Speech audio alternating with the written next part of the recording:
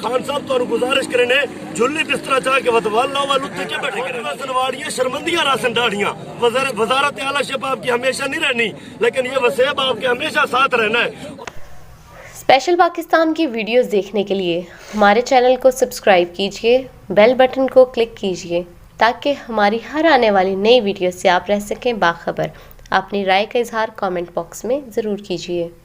आज की रैली में ये बहुत परजोश नजर आ रहे थे और हर रैली में और जितनी भी यहाँ पे रैलियां निकाली जाती हैं, जुलूस निकाले जाते हैं, इमरान भाई की बहुत उसमें जो है पार्टिसिपेशन होती है। तो आइए इनसे बात करते हैं और इनका मैसेज लेते हैं हुकूमत के लिए। आज मेरा जो मैसेज है, आज हमारा, मैं समझता हूँ कि हमारा मुतालबा नहीं है, मुतालबे गैरों से किए जाते हैं, अपनों से गिले किए जाते हैं। तो आज हमारा गिला है अपने वजीर आला उस्मान बुज़दार साहब से।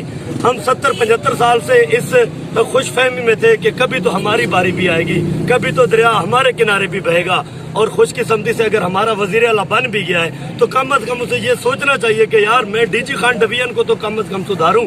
और याद रहे डीजी खान डिवीजन में पसमानदा तरीन जिला लिया है और जिला लिया की पसमानदा तरीन तहसील चुबारा है। तो अगर उस्मान बुज़दार साहब को तहसील चुबारा ही नजर नहीं आ रही और अगर उसको कोई और प्रॉब्लम आ रही है कि 3 साल हो गए उसको वजीर आला बने, अगर कोई फंड हमारे लिए वो रिलीज नहीं करवा सकता, अगर जनूबी पंजाब के लिए या इन इलाकों के लिए वो कुछ नहीं कर सकता, तो हम खान साहब तो गुजारिश करने झुल्ली बिस्तरा चाह के वतवाला वालू के बैठे करें।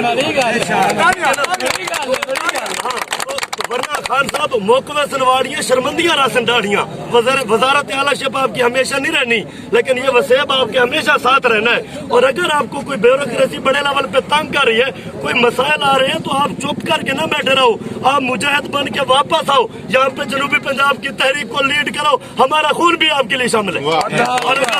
और अगर आप इस तरह चुप करके वहाँ पे बैठे रहे, याद रहे आपको ये तारीख माफ नहीं करेगी, आपको ये थल माफ नहीं करेगा, आपको लैया चुबारा माफ नहीं करेगा।